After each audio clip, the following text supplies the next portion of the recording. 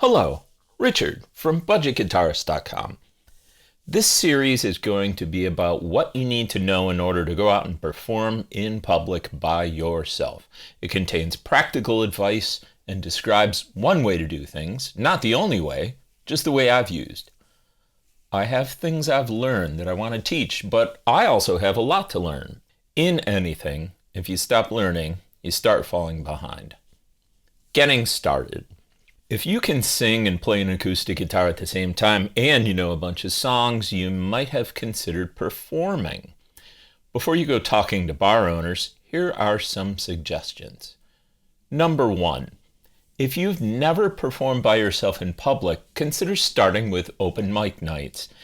These are held in any city of medium or large size and sometimes even small towns. If you're really nervous, attend an open mic night first as a listener. Basically, you show up, there's a sign-in sheet, and you sign up, and when it's your turn, you get up and you perform 1 to 3 songs, usually 1. Be careful. Some open mic nights only allow original music due to the venue not having the proper license for live music performances. If you don't have any original songs to play, find an open mic night that allows covers. 2. If you've mastered open mic night, you might consider a showcase. This is where a business will have 2 to 4 musicians come up and each do 4 or 5 songs, more or less. Again, this is often for original music only, but you can always ask. 3. When you feel solid performing a few songs, it's time to start working up sets. My recommendation is field study. Pick the type of venue you'd like to play at and go there. Watch the other musicians who play there. Make a note of the songs they choose and how those songs go over. And don't be surprised when you hear the same songs over and over, like Mustang Sally, Brown Eyed Girl, etc. People who are eating and or drinking don't want to hear an obscure Porcupine Tree song. They want to hear Fast Car, not Open Car. Just a little Porcupine Tree humor there. Definitely tip the musician. Always do that. If you can chat with them, great. Musicians don't want someone to come in and take their spot, but they do want to network with other musicians who can turn them on to other gigs. When I've had to cancel a gig before, I've always given the people the name of another musician who they could get. That's a win-win. For now, just be friendly. And finally, go online and check out lists of the most popular songs from each decade or whatever genre you're in. 4. Once you've got your songs figured out, practice them until you can do them in your sleep. Performing is harder than practicing in your bedroom. I've had people ask me questions while I was singing. The TV in the bar or club can be a distraction if you look at it. People can be distracting. You need to be very confident in the songs you choose. There's an art to choosing songs for a set list, and it changes depending on the audience and the setting and how they react. Sometimes you don't have enough songs that people like. I've had that happen to me. It sucks. Make a note of what they do like and learn more songs that are similar. While learning your material, you need to get your gear in order. There are plenty of great guitars and powered PA speakers out there. I'm not going to tell you what to buy. I'll just tell you why I bought what I did. Number 1, guitar. To me, the best acoustic for this type of thing is somewhere between $200 and $500, has a built-in pickup, and is not too big. Jumbo guitars are great if you're not amplifying them, but most players are more comfortable playing something skinnier. But that's a matter of personal taste. No matter what you get, you need something that will connect to a PA of some sort. Number 2, backup guitar.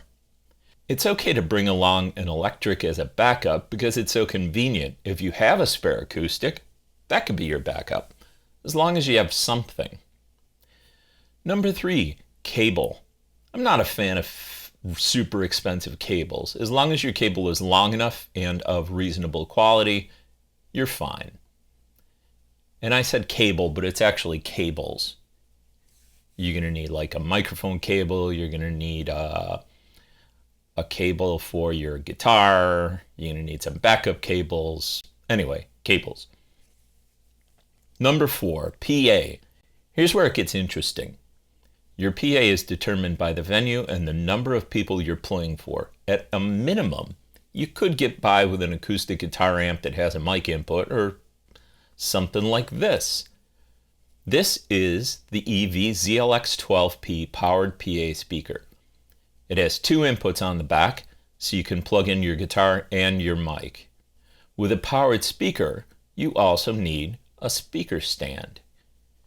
You can gig with one of these, but it's probably a better idea to also buy a small mixer with some built-in reverb.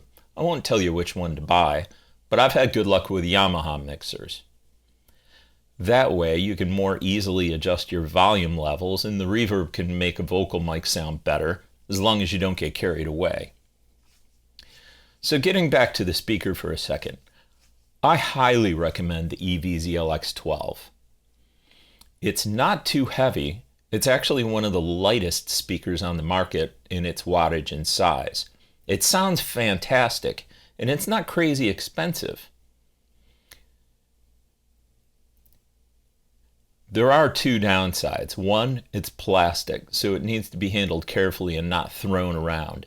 And 2, there have been issues where the internal electronics don't do well if the speaker is sitting in direct sunlight all day on a really hot day. Treat it well, give it some shade, and you'll love it. Best of all, if you expand your PA, the EV-ZLX12P makes a great stage monitor. Microphone and backup mic. I use the discontinued EV767 mic, which is similar to like a Shure Beta 58. There are a lot of mics out there. Spend at least $100 on one. For a backup mic, the Shure SM57 is hard to beat.